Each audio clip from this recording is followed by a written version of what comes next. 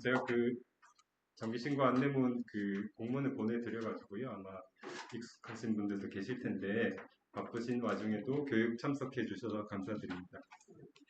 금일 교육은 그 제도에 대한 설명을 한 35분에서 40분 정도 진행할 거고요. 질의응답을 조금 전체적인 공통적인 질의응답을 받은 다음에 시스템 관련해서 한 20분 정도 해서 한 1시간 10분에서 한 1시간 20분 정도 교육이 진행될 예정입니다. 목차는 다음과 같고요. 저희가 올해 그 제도 관련 개정사항이 있어가지고 간단하게 설명을 드리고 그 폐기물 부담금 제도의 일반적인 사항부터 부과 대상, 제외 대상, 그리고 실적 신고 방법, 그 다음에 부가 납부하는 절차 이런 순으로 설명을 드리겠습니다.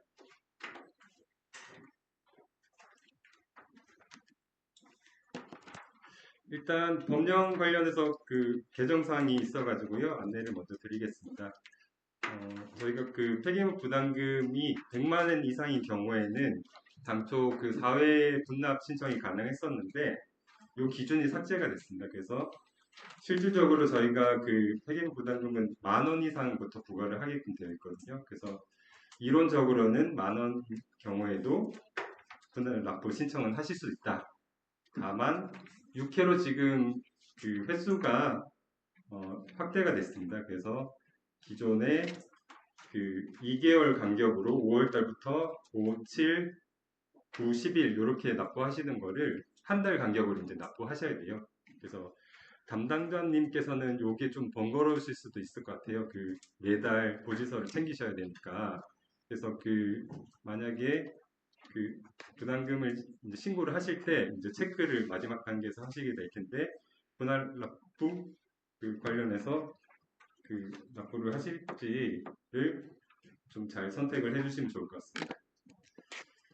그리고 그 저희가 26년 그러니까 올해는 적용이 안 되는데 올해 수입분을 이제 내년에 또 신고하시잖아요. 그때 완구류나 이제 소형 가전 같은 부분은 폐기물 부담금 제도에서 다른 제도로 이제 넘어가게끔 되어 있습니다. 그래서 보시면 전동식 완구류나 소형 가전들은 지금은 이제 폐기물 부담금을 신고를 하시는데 이게 올해 수입분은 내년에 신고하실 때는 환경성 보장제로 신고하셔야 된다.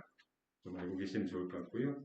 어린이 장난감 이제 전동식 완구를 제외한 어린이 장난감은 또 폐기물 부담금에서 생산자 책임 재활용 제도로 전환이 된다.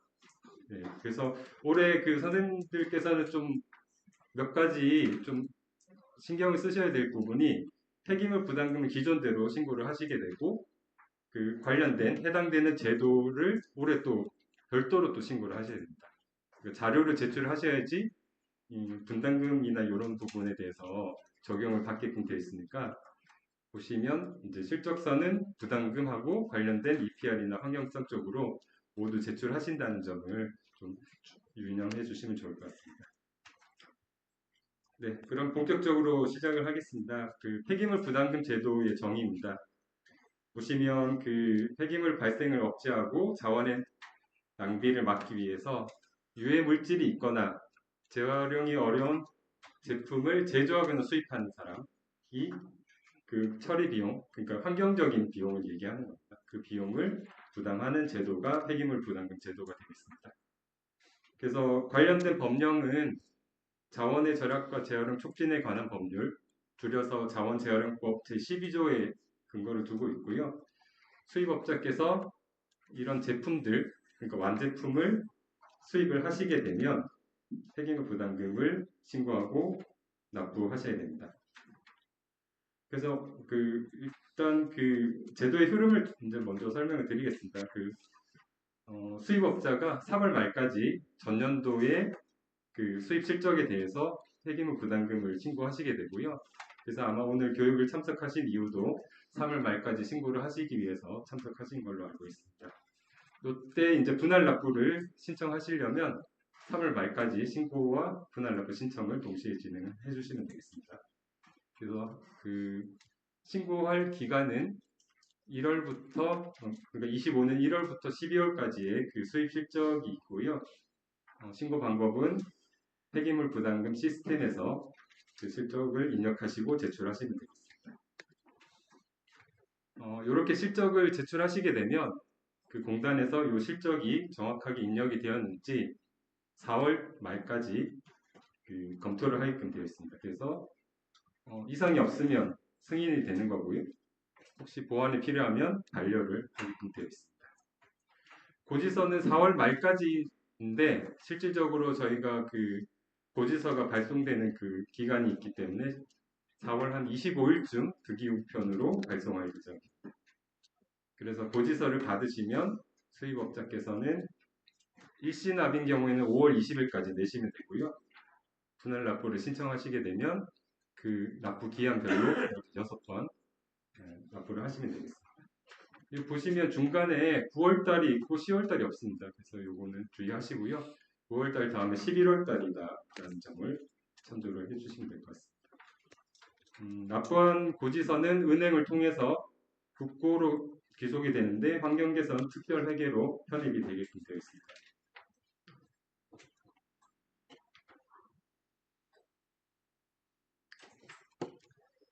폐기물 부담금 부과 대상 품목은 플라스틱을 포함해서 총 6종이 되고요. 저희가 편의상 일반 물품이라고 부르는 유독물, 부동액, 기저귀, 담배, 아이스팩 이런 5가지 품목을 시스템에서 편의상 일반 물품으로 부르고 있습니다. 그리고 플라스틱 제품이 있고요. 플라스틱 제품은 그 요일에 따라서 일반용하고 건축용이 구분이 되어 있습니다. 구체적으로 살펴보면 살충제와 유독물은 그 포장 용기를 기준으로 부과를 하고 있고요. 살충제는 유독물 플라스틱, 유리병 플라스틱, 그 다음에 유독물은 금속캔, 유리병 플라스틱, 재질별로 이제 용량별로 요일이 다르다는 점 설명을 드리겠습니다.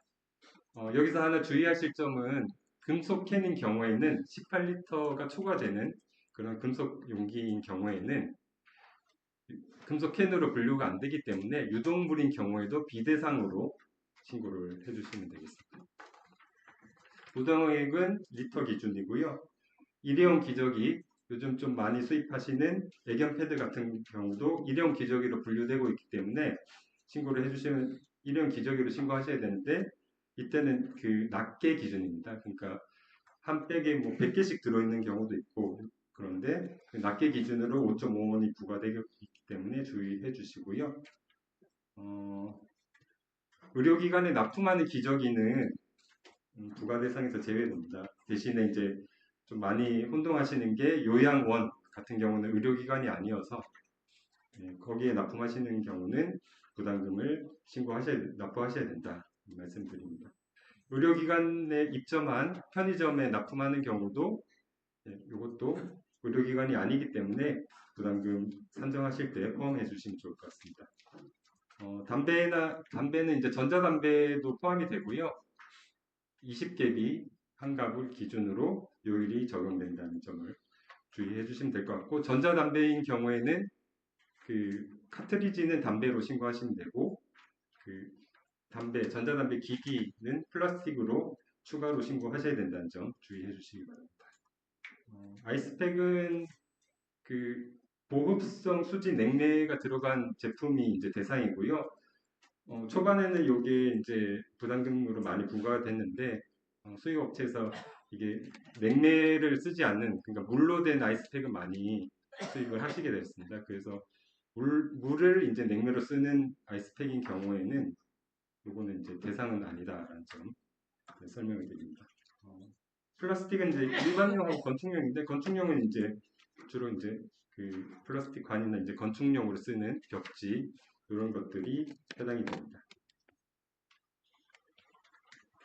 지금 보시면 앞에서 이제 플라스틱 그 폐기물 부담금 부과 대상은 총 6가지 품목인데 이 중에서 대부분의 이제 수입업자께서 해당되는 품목들이 이제 플라스틱이 좀 많이 있습니다. 대부분. 그래서 이 부분에 대해서 좀 집중적으로 설명을 드리겠습니다. 플라스틱 제품의 정의는 여기 시행령에 이렇게 나와 있는데요. 플라스틱 재료를 사용한 제품인데 모든 제품이 해당되는 건 아니고 별표로 따로 규정을 하고 있습니다. 그래서 이 별표에 해당되는 업종 플라스틱에서 만드는 제품이 이제 플라스틱 폐기물 부담금 대상 그 플라스틱 제품이라고 보시면 되고요. 그럼 플라스틱 재료를 사용한 제품 뭐냐라는 게 이제 폐기물 그 사무처리 규정에 나와 있는데 뭐 천연가스, 석유, 석탄 이런 것을 원료로 해서 합성수지 물질을 그 원료로 해서 만들어진 제품. 그러니까 석유로 만든 제품이라고 좀 생각하시면 좀 쉬우실 것 같아요. 그래서 합성수지 물질을 원료로 해서 만들어진 제품을 플라스틱 제품이라고 하기 때문에 우리가 그 흔히 플라스틱이라고 생각하는 그 딱딱한 것들 이외에 뭐 비닐이나 페트나 뭐 이런 것들, 합성 가죽 이런 것들도 다 그 플라스틱 제품이라고 이해하시면 될 것 같습니다. 그래서 업종은 이렇게 좀 규정을 하고 있지만 실질적으로 저희가 그 HS 코드를 기준으로 대상 품목을 이미 사전에 선별하기 때문에 시스템에 올라가 있는 제품들이 대체로 이제 대상 품목이다라고 판단을 하시면 될 것 같고요. 간혹 가다가 이제 HS 코드하고 이런 업종 간에 이제 1대1 매칭이 안 되다 보니까 약간의 누락은 발생될 수 있습니다. 그런 부분이 혹시 확인이 되면 별도로 좀 문의를 주시는 게 좋을 것 같습니다. 여기서 이제 정의에서 살펴봤듯이 최종 단계 완제품에 부과를 하기 때문에 몇 가지 주의하실 사항이 있습니다. 첫 번째는 이제 부분품, 부속품은 일단 최종 단계 완제품은 아니잖아요. 근데 이런 것들이 이제 판매를 목적으로 수입되는 경우에는 그런 경우는 최종 제품으로 보셔야 됩니다. 예를 들어서 이제 AS용 부품들 같은 경우는 여기 이제 최종적으로 판매를 목적으로 수입이 되고 있기 때문에 중간재가 아니고 최종 완제품으로 봐서 부과 대상으로 판단하시면 되겠습니다. 그리고 이제 다른 제품을 만드는 그 제조 과정에 재투입되는 중간재, 원부자재 이런 품목들은 당연히 이제 최종 단계의 완제품이 아니기 때문에 부과 비대상입니다. 그리고 이제 완제품을 수입해서 단순하게 선별하거나 조립하거나 절단, 포장해서 단순한 이런 공정을 추가하는 경우는 그런 공정은 제조 과정으로 보지 않기 때문에 앞에서 말한 여기 해당이 되지 않아서 그런 경우에는 이 제품, 그러니까 단순 선별, 조립, 포장, 절단, 인쇄 이런 과정을 하기 전에 이제 제품을 완제품으로 규정해서 부과 대상으로 보시면 되겠습니다. 그리고 견본품하고 증정품, 그러니까 판매를 하지 않는 제품들도 부과 대상입니다. 그러니까 샘플 같은 것들이 해당이 되겠죠. 그래서 그 폐기물 부담금에서 플라스틱 제품에 대한 부분을 판단할 때는 이런 여러 가지 사항들이 있으니까 조금 주의해서 판단을 해주시면 좋을 것 같습니다. 그러면 이제 제외되는 품목들을 말씀을 드리겠습니다. 이제 플라스틱 제품이 이제 워낙 그 범위가 다양하다 보니까 기본적으로 플라스틱이 포함된 제품이 HS 코드를 기준으로 해서 폐기물 부담 시스템에 탑재가 되고 거기서 이제 다른 제도를 이행하거나 일부 제외되는 것들을 제외하시고 나머지에 대해서 부담금을 신고하는 이런 체계로 되어 있습니다. 그래서 어떤 품목들이 제외가 되는지 좀 주의 깊게 보셔야 될 것 같고요. 수입업체의 경우에는 품목들이 좀 많이 있습니다. 보통 뭐 몇백 개에서 몇천 개, 몇만 개 이렇게 수입하시는 분들이 많기 때문에 그 품목들을 좀 잘 세분화해서 신고해 주셔야지 부담금을 좀 정확하게 내실 수 있을 것 같습니다. 그래서 이제 제외되는 품목들을 살펴보면 플라스틱 제품이긴 하지만 제외되는 것들입니다. 주로 이제 포장재들, 그러니까 폐기물 부담금은 기본적으로 제품에 이제 부과하는 거고요. 포장재는 일단 제외된다. 그러니까 플라스틱 제품은 플라스틱 무게에 대해서 부담금을 부과하는데 그 부담금을 그 무게를 계산할 때 포장재는 제외하는 거고요. 포함하지 마시고 제외해 주시면 되고 그 이유는 이제 이 포장재는 폐기물 부담금이 아니라 EPR이라는 생산자 책임 재활용 제도라는 다른 제도를 적용받기 때문입니다. 기본적으로 포장재는 제외하시면 되고요. 제품인 경우에도 부담금이 아닌 그 생산자 책임 재활용 제도 적용을 받는 품목들이 있습니다. 전지, 타이어, 윤활유 이런 품목들은 크게 뭐 구분이 바로바로 될 것 같은데 주의하실 게 이제 좀 혼동을 많이 하시는 게 이런 제품들이에요. 그 플라스틱 봉지 봉투 저희가 비닐 봉지 같은 것들이 있지 않습니까? 이런 것들이 제품으로 들어오는 경우가 있습니다. 그런 경우에는 부담금 대상이 아니고 EPR 대상이다. 네, 주의해 주시면 좋을 것 같고요. 그래서 이런 품목들을 부담금으로 신고하시는 분들이 좀 많아서 주의를 좀 해주시면 좋을 것 같고요. 저희가 23년도 수입분부터는 그 PP 재질의 생활용품이 좀 EPR 대상으로 되어 있습니다. 그래서 재질이 일단 PP라는 가정하에서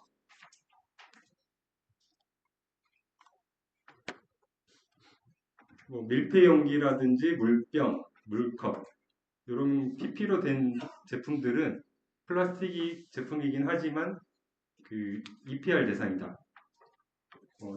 보시면 이제 휴지통 같은 경우도 좀 많이 잘못 신고하시고요. 옷걸이. 그래서 재질이 PP이면 이런 품목이면 한 번쯤 이제 부담금 대상인지 여부를 조금 고민해 주셔야 될 것 같습니다. 수납 박스도 좀 잘못 신고하는 경우가 많고요. 그래서 이런 제품들을 신고하실 때는 재질이 뭔지 한번 확인하시고 신고해 주시면 될 것 같고요. 지금 여기 이제 목록이 워낙 많기 때문에 일일이 설명드리긴 좀 어려울 것 같고 교육 자료를 잘 참조해서 신고하실 때 주의해 주시면 될 것 같습니다. 그리고 처음에 설명드렸듯이 26년도 수입분부터는 이 항목이 추가됐습니다. 그래서 아까 완구류 설명드렸지 않습니까? 그래서 전동 완구류를 제외한 품목은 생산자 책임 재활용 제도 EPR로 신고하셔야 되고요. 26년도부터입니다. 그래서 상세한 분류는 여기 같고 아래에 보시는 것과 같고 어린이 제품 안전특별법에 따른 안전 확인 인증을 받은 완구는 이제 EPR로 전환된다. 26년부터 네, 그렇게 이해하시면 될 것 같습니다. 여기서 파티 완구나 이제 봉제, 인형 같은 거는 기존대로 폐기물 부담금으로 신고를 하시면 되겠습니다. 네, 요거는 이제 순서도인데요. 이게 좀 워낙 이제 규정이 복잡하다 보니까 이런 순서도를 저희가 제작을 했고요. 작성을 했고 이 순서도에 따라서 이 해당되는 제품이 어느 제도에 해당이 되는지 판단을 하시면 될 것 같습니다. 그래서 전기가 사용되는 완구이면 기본적으로 환경성 보장제 대상이 되고요. 전기가 아닌 것들 완구류는 이제 안전 확인 대상 어린 제품이면 EPR로 신고하시고 파티 완구나 합성조직 재질이 포함되지 않은 뭐 이런 것들은 결국에는 폐기물 부담금 제도로 신고하시면 되겠습니다. 네, 요거는 이제 좀 이해를 돕기 위해서 이런 제품을 이제 예시로 사진을 설명을 드렸고요. 이런 제품들 물론 여기에 이제 제시된 그 사진들은 좀 대표적인 품목만 제시를 한 거기 때문에 이 사진에 해당되는 유사한 제품이면 이제 당연히 제외하시면 되고요. 이런 사진보다는 여기 명칭을 우선적으로 적용해서 네, 뭐가 제외에 해당되는지 여부를 판단해 주시면 좋을 것 같습니다.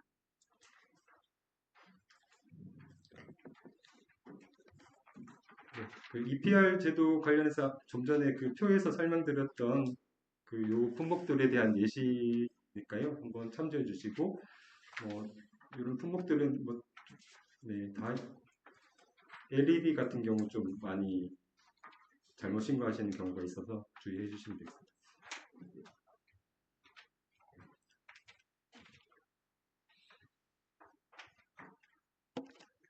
네, 이 품목들은 22년도부터 그 두 개 품목은 22년 수입분부터 적용이 되고 있고 나머지 품목들은 23년도분부터 폐기물 부담금에서 EPR로 전환된 품목들입니다. 그래서 보시고 이런 제품들을 혹시 수입하시게 되면 EPR인지 여부를 반드시 확인하시고 폐기물 부담금 신고를 해주시면 될 것 같고요.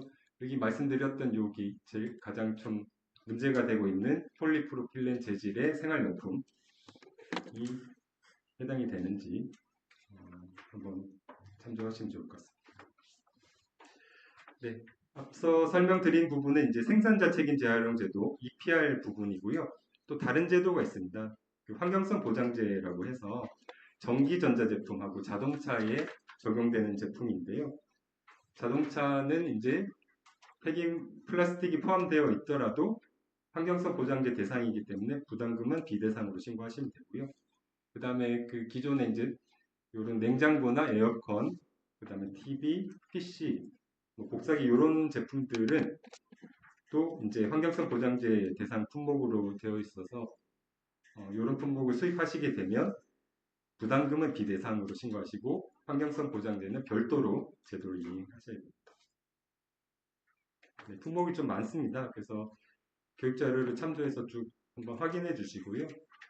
신고하는 품목 중에 해당되는 게 있으면 제외해서 체크를 해주시고 부담금 입력하실 때 비대상이다라고 입력을 해주시면 되겠습니다. 하나 주의하실 게 현행 인제 환경성 보장제 제품은 기본적으로 전원 코드를 사용하는 제품이 해당이 되고 있고요. 무선이라든지 건전지를 쓴다든지 이런 제품들은 해당이 아닐 수 있으니까요. 그 부분 주의해 주시기 바랍니다. 좀 애매하신 부분은 자체적으로 판단하지 마시고 담당자, 환경성 보장제 담당자 이렇게 한번 확인 받으시고요. 그 다음에 신고를 해주시면 좋을 것 같습니다. 네, 사진으로 설명드리면 이런 제품들입니다. 그래서 수입하시는 품목들이 좀 유사한 것들이 있으면 일단 한번 체크하셔가지고 이게 폐기물 부담금으로 신고해야 될지 환경성 보장제로 신고해야 될지 이 부분을 체크하시고 진행을 해주시면 되겠습니다. 그리고 앞에서 설명드렸듯이 26년도 그러니까 올해 수입분부터 소형 가전은 대부분 환경성 보장제로 전환된다. 이렇게 전환되게 되어 있습니다. 그래서 보시면 전자제품 전 품목으로 확대가 됐습니다. 그래서 기본적으로 전자제품, 그러니까 코드를 연결해서 쓰는 전자제품은 환경성 보장제 대상일 가능성이 높고요. 일부 여기에 제외되는 품목들에 해당이 되면 기존대로 폐기물 부담금 신고를 하시면 되겠습니다. 그래서 보시면 여기 좀 많은 단서 조항이 있긴 한데 대체로 소형 가전은 전기를 연결해서 전원선을 연결해서 쓰는 소형 가전은 환경성 보장제로 이제 26년도 분부터는 전환이 되겠구나라고 이해하시고요. 내년에 신고하실 때는 부담금에서는 제외하시면 되겠습니다. 아마 이 부분은 저희가 아직 제도 시행 전이어서 조금씩 세부적으로 좀 규정이 변경되는 이런 사항들이 있을 겁니다. 그러면 그때 그런 정보들은 저희가 따로 시스템에 공지를 한다거나 뭐 교육을 진행하도록 하겠습니다. 네, 그 밖에 이제 제외되는 품목들이고요. 요거는 자원재활용법 시행령에 있는 기존에도 적용되던 기준입니다. 그래서 보시면 플라스틱 기준으로 수입인 경우에는 9만 달러 기준입니다. 그래서 9만 달러 연간 수입 그 금액이 9만 달러가 넘으면 대상으로 잡히게 되어 있고 9만 달러 미만이면 제외되는 거고요. 제조에서 말하는 10톤 기준하고 동일한 기준, 유사한 기준입니다. 그래서 중량인 경우에는 3톤, 그러니까 연간 수입한 제품이 플라스틱 양이 3톤이면 이제 제외가 되는데 저희가 이제 문서를 보내드릴 때는 순중량 기준으로 저희가 3톤 이상 업체들한테는 이제 보내드렸거든요. 그래서 그런 부분, 그 플라스틱이 얼마나 있는지 저희가 알 수 없기 때문에 일단 3톤으로 보내드렸으니까 실질적으로 계산해서 3톤이 안 되는 경우는 연재 처리가 될 수 있다는 점을 참조하시면 될 것 같습니다. 법적으로 소유자한테 처리 의무가 있는 뭐 자동차 같은 것들, 건설기계 이런 품목들은 부담금 제외 대상이니까요. 혹시 이런 품목을 수입하셨으면 제외하시면 되고 특히 8번 여기 보시면 의료기기 면제 대상 의료기기가 저희가 별도로 규정이 되어 있습니다. 일회용 주사기, 입수액 세트, 카데터 이런 품목들은 의료기기 수입 허가증이나 아니면 의료기기 수입 신고증 보시면 이제 그 분류번호가 나와 있을 거예요. 그래서 그 분류번호를 보시고 네, 체크를 해당 여부를 확인해 주시면 되겠습니다.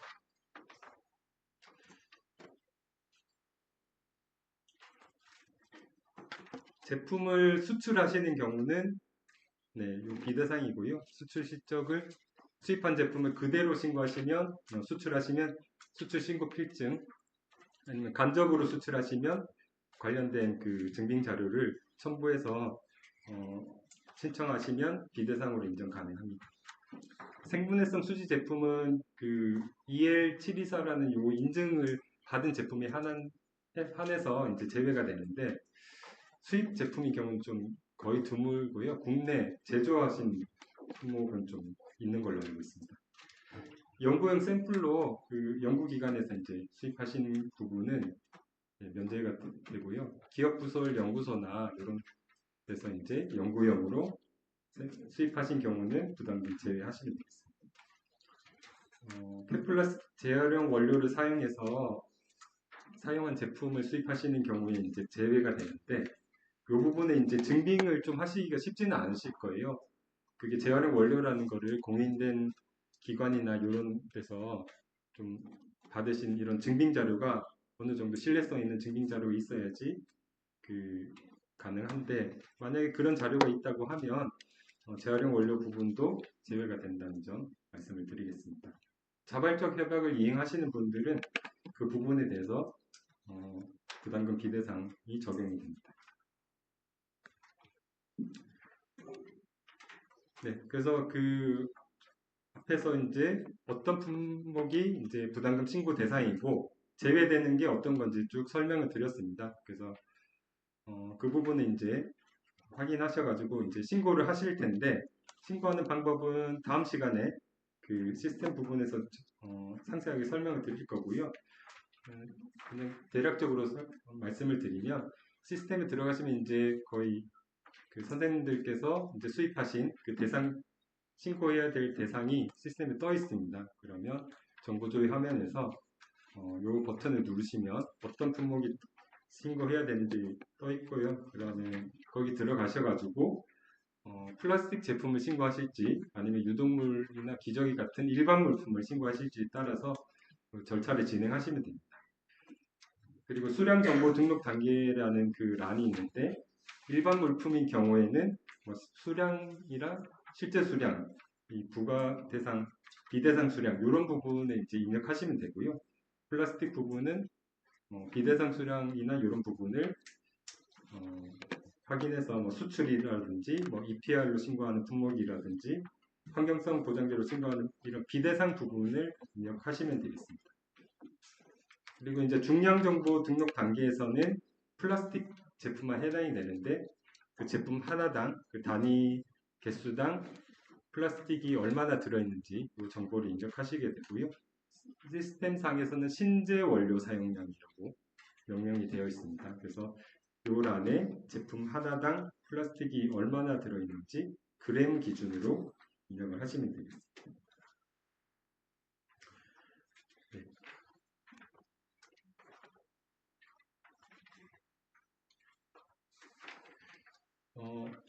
앞 뒤쪽을 먼저 좀 설명을 드리겠습니다. 저희가 이제 제품별로 부가 요율이 있는데 이 부분은 좀 먼저 설명을 드려야 될 것 같고요. 보시면 이제 살충제나 유독물 용기 같은 경우는 앞에서 이제 재질 부분을 저희가 설명을 드렸잖아요.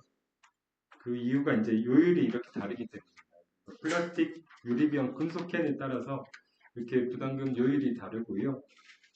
유리병 그 다음에 이제 각 용기별로 500리터 기준으로 500리터 이하인지 초과인지에 따라서 용량이 이제 요율이 달라지기 때문에 선생님들께서 이제 신고를 하실 때 그 용량이랑 재질을 확인하시고 증빙 자료를 같이 첨부를 해주시면 될 것 같습니다. 증빙 자료는 뭐 패킹 리스트라든지 아니면 그 용기를 촬영한 사진 이런 것들이 되겠습니다.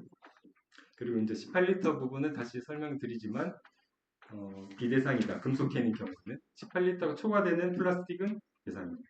네, 이 혼동하지 않도록 주의해 주시면 되겠습니다. 부동액 같은 경우는 수입 단위를 리터로 좀 환산해서 입력을 해 주셔야 되고요. 기저귀 같은 경우도 낱개로 입력을 해 주셔야 됩니다. 그래서 한 백이면 한 백에 50개가 들어있으면 50 이런 식으로 환산을 하셔야 되고요. 담배 같은 경우도 20개비 기준으로 환산해서 그 시스템에 입력을 해주시면 될 것 같고, 고흡수성 아이스팩인 경우에는 이제 완제품, 그러니까 냉매가 포함된 상태로 들어오는 경우가 있고, 냉매가 건조돼서 이제 고흡수성 수지만 들어있고, 향후에 이제 소비자가 이제 물을 부어서 쓰는 반제품 두 개가 나눠져 있는데, 완제품인 경우에는 그 순중량, 그러니까 무게로 이제 신고를 하시면 되고, 그 반제품인 경우에는 그 아이스팩의 면적을 입력하시면 이게 환산이 되게끔 시스템이 구성되어 있습니다. 그 부분도 다음 시간에 시스템 교육 때 설명을 드리겠습니다. 건축용하고 일반용 같은 경우는 그 건축용을 이제 신고하실 때는 이게 건축용이라는 증빙을 좀 하셔야 됩니다. 그래서 실질적으로 건축에 쓰이는 현장 사진이라든지 아니면 품목에 대한 이런 설명 자료라든지 이런 것 좀 첨부해서 신청을 해주셔야 되고요. 일반 플라스틱은 별도의 증빙 자료는 없고 그냥 중량, 그러니까 제품에 포함되어 있는 플라스틱 무게에 대한 증빙만 정확하게 하시면 될 것 같습니다. 네, 앞쪽으로 다시 가서 지금 아마 여기 오신 분들께서는 이 부분이 가장 이제 고민이 되실 거예요.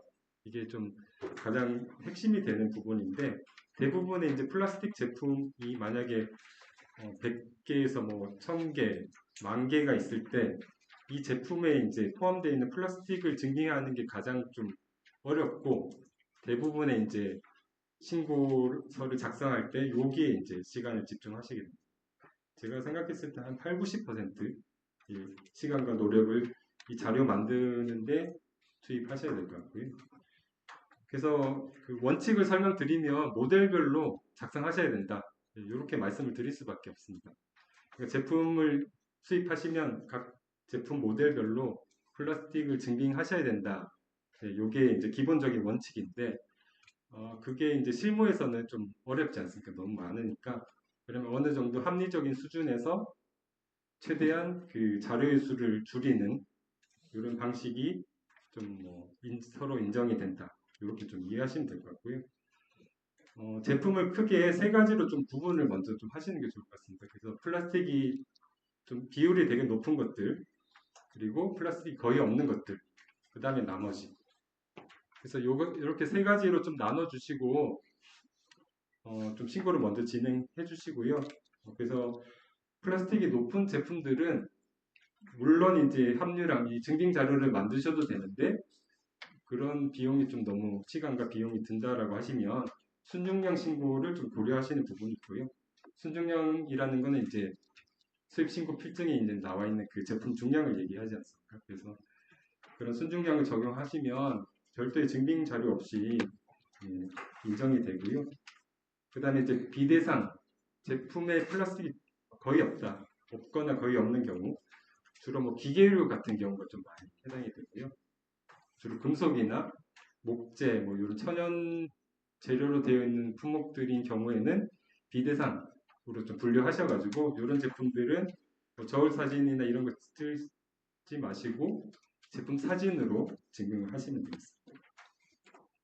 그 다음에 이제 좀 전에 말씀드렸듯이 그 부담금 대상이 아닌 EPR이나 환경성 보장제에 해당되는 제품들도 미리 비대상으로 분류하시고 자료 작성을 해주시고요. 그 다음에 이제 이 두 개를 제외한 나머지 제품은 이제 증빙 자료를 만드셔야 되는데 제품에 이제 플라스틱이 얼마나 들어있는지 자료를 만드시는데 몇 가지 이제 요령이 있습니다. 비슷한 제품을 그룹으로 묶어서 그 중에 이제 대표 품목을 선정을 해서 자료를 저울 사진을 찍으시던가 BOM을 받아서 그 그룹 내 동일하게 적용하신다든지 동일한 비율로 적용하신다든지 그런 부분이 있고요. 그 다음에 이제 그 여러 가지 좀 조건이 있는 부분인데 품목은 많은데 좀 중량이 좀 가벼운 것들 있지 않습니까? 뭐 그런 제품들은 순중량으로 좀 신고를 하신다든지, 그러니까 그 무거운 제품들에 좀 집중하셔가지고 부담금을 최대한 줄이시고 가벼운 제품들은 순중량으로 신고하신다든지 이런 여러 가지 방법은 있는데 결국에는 담당자님께서 선택해서 좀 진행하실 부분입니다. 증빙자료 양식은 재질증명서라고 해서 제조사에게 받으신 이런 자료들이 일단 기본적으로 되어 있고요. 이 자료를 받으시면 제일 쉽게 신고하시는 겁니다. 근데 대체로 이 자료를 받기가 힘들기 때문에 직접 측정하시는 저울 사진을 제출하셔야 되고요.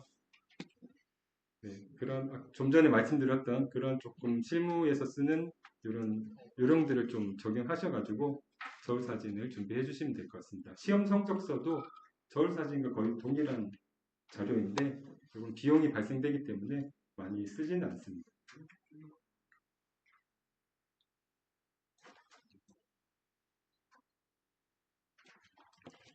그래서 왼쪽 같은 경우는 이제 제조사에 BOM 받으실 때 보통 이런 양식으로 받는데 뭐 특별히 양식이 정해진 건 없습니다.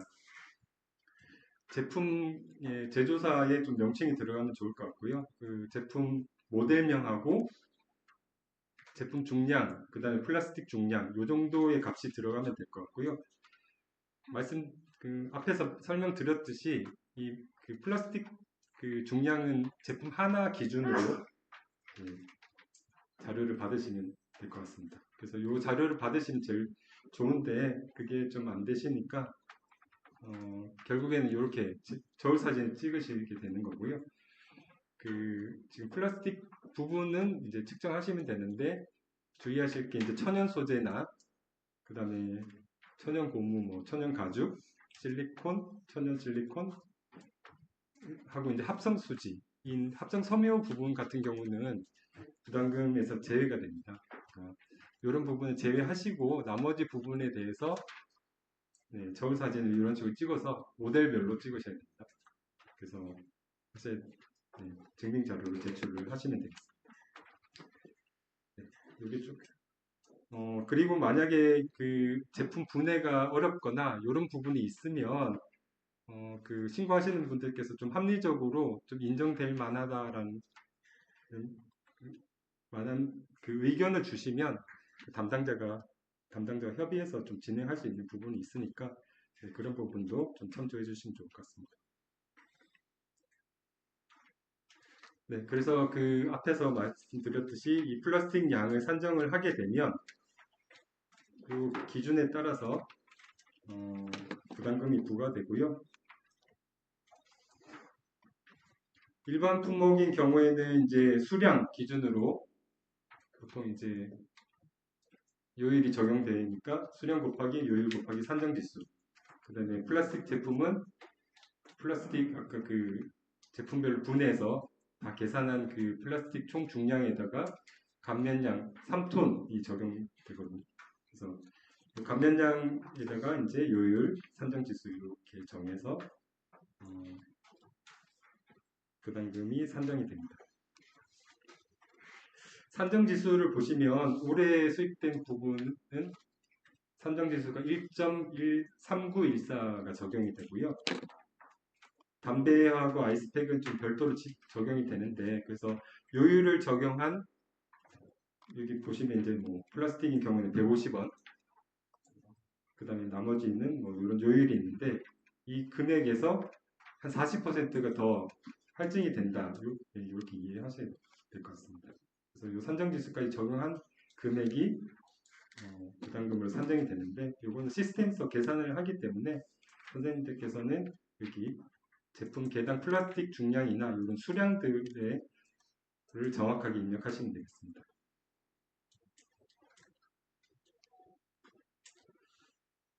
네, 저희가 그 정기 부과는 4월 25일쯤 고지서를 발송한다고 말씀드렸는데요. 고지서를 받게 되면 납부 방법이 두 가지가 있는데 여기서 저는 여기 공과금 그 인터넷 뱅킹을 권장을 드립니다. 사업자용 인터넷 뱅킹으로 납부하시는 게 제일 간편할 걸로 생각이 듭니다. 공과금 납부 메뉴에 들어가셔가지고 국세, 기금 및 기타 국고 이 메뉴로 들어가서 사업자 번호 조회하셔가지고 납부해 주시면 되고요. 하나 주의하실 게 그 분납을 신청하신 분들은 고지서가 6장을 받으시게 되는데 이 순서를 바꿔서 내시는 경우가 종종 있거든요. 그래서 1회차를 내셔야 되는데 2회차를 내시고 1회차가 체납이 되는 경우가 있으니까 이런 부분 주의하시고 이 순서를 바꿔서 내지 않도록 주의를 부탁을 드리겠습니다. 인터넷 지로 서비스도 있긴 한데 여기는 뭐 좀 회원 가입도 해야 되고 좀 복잡해서 가급적 여기 인터넷 뱅킹으로 납부해 주시면 좋을 것 같습니다. 그리고 이 납부 기한이 경과가 되면 그 일시납인 경우에는 5월 20일인데 그 경과가 되면 일주일까지는 그 해당 고지서로 납부가 가능합니다. 1% 가산금이 붙긴 하지만 해당 고지서로 납부 가능하시고요. 일주일이 지나게 되면 저희가 별도로 고지서를 보내드리니까 3%가 가산된 고지서가 발송이 되니까 이 점 참조를 해주시면 될 것 같습니다. 또 특히 하나 주의하실 게 저희가 그 환경공단이 가상계좌가 없는데도 불구하고 다른 사업과 관련해서 다른 업무와 관련해서 가상계좌를 받으셔가지고 그쪽으로 입금하시는 분들이 매년 좀 있거든요. 그래서 그렇게 하지 않도록 그 회계 담당자님께 꼭 요청을 주시기 바랍니다. 그래서 그런 경우는 저희가 입금을 하셨어도 미납으로 처리되기 때문에 가산금도 붙고 이런 여러 가지 불이익이 있습니다. 그래서 그렇게 하지 마시고 여기 반드시 인터넷 뱅킹 공과금 메뉴에서 납부를 해주시면 좋을 것 같습니다.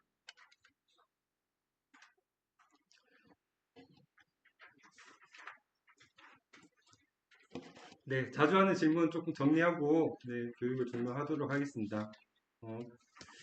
전화해서 우리는 폐기물이 없는데 왜 문서를 보냈냐라는 질문 많이 하시는데요. 앞에서 설명드렸듯이 환경에 미치는 영향에 대해서 이제 부과하는 게 폐기물 부담금의 제도 7지고요. 그래서 원인자 부담 원칙에 따라서 수입하고 제조하시는 분들, 플라스틱 제품 등을 수입하고 제조하시는 분들이 폐기물 부담금 부과 대상이 되게 됩니다. 기존 담당자가 퇴사하신 경우에는 새로운 담당자가 새로 가입하시고 기존의 담당자를 탈퇴 요청해 주시면 되겠습니다. 그 다음에 이제 시스템에서 이제 실적을 입력하실 때는 각 단계별로 임시 저장이라는 버튼을 꼭 눌러 주셔야 됩니다. 그래야 다음으로 넘어가기 때문에 안 누르시면 진행이 안 되니까 주의해 주시고요. 실적이 제출한 지 오래됐는데 승인이 언제 되나요? 이런 문의가 많은데 저희가 관리하는 업체가 한 9,000개소 되기 때문에 이렇게 실적이 한꺼번에 몰리면 조금 지연이 될 수 있습니다. 그래서 일단 신고를 하시면 그 담당자님께서는 다 법적인 의무를 이행하신 거기 때문에 조금만 기다려 주시면 좋을 것 같습니다. 실적 승인과 관련할 때는 그 제출하신 분들 그 다음에 시스템의 사용자로 가입되신 분들 모두 문자가 가게 되어 있습니다. 그래서 문자 받으시고 진행해 주시면 되고요. 로그인 하시면 팝업창으로 반려사유나 이런 부분 확인이 가능하십니다. 안내문을 받지 않으시더라도 여기 법적으로 이미 규정이 되어 있기 때문에 신고 대상이 됩니다. 증빙자료 부분은 좀 전에 설명을 드렸고요. 우편물 수령지를 별도로 좀 요청하시는 분들이 있습니다. 그런 경우에는 고지서를 실제로 받으실 주소를 입력해 주시면 저희가 보내드리도록 하겠습니다.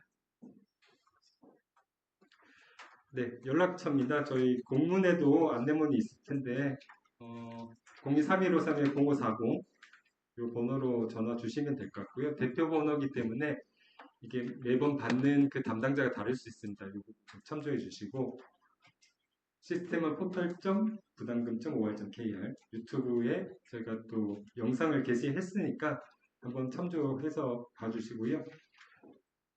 수입 같은 경우는 이제 이게 부담금 대상인지 EPR 대상인지 환경성 대상인지 좀 궁금하실 경우가 많으실 거예요. 그런 경우는 가급적 그 해당되는 그 담당자한테 직접 문의하셔서 이게 EPR 대상인지 여부를 확인 받으시는 게 더 확실하실 것 같습니다. 저희도 일부 내용은 알고 있지만 세부적인 또 기준이 있을 수 있기 때문에 어떤 제품이 EPR인지 환경성인지는 이 담당자한테 직접 전화를 주시면 좋을 것 같습니다. 네. 네, 좀 장시간 설명을 드렸는데 간단하게 요약하고 교육을 좀 마무리하도록 하겠습니다. 설명을. 폐기물 부담금 대상 제품은 그 플라스틱 제품을 포함해서 총 6가지 품목입니다. 그래서 이 품목들을 수입하시게 되면 기본적으로 신고 의무가 있다는 점을 좀 참조해 주시고, 플라스틱 제품인 경우에는 EPR이나 환경성 보장제 등 타제도 대상 여부를 확인하는 게 중요합니다. 특히 올해 수입분부터는 좀 많은 부분이 전환되는 게 있기 때문에 혼동하지 않도록 주의해 주시고요. 플라스틱 제품은 모델별로 중량 데이터를 작성하는 게 필수인데 가장 어렵고 시간이 많이 소요되는 과정입니다. 그래서 합리적인 수준에서 작성을 고민할 필요가 있습니다.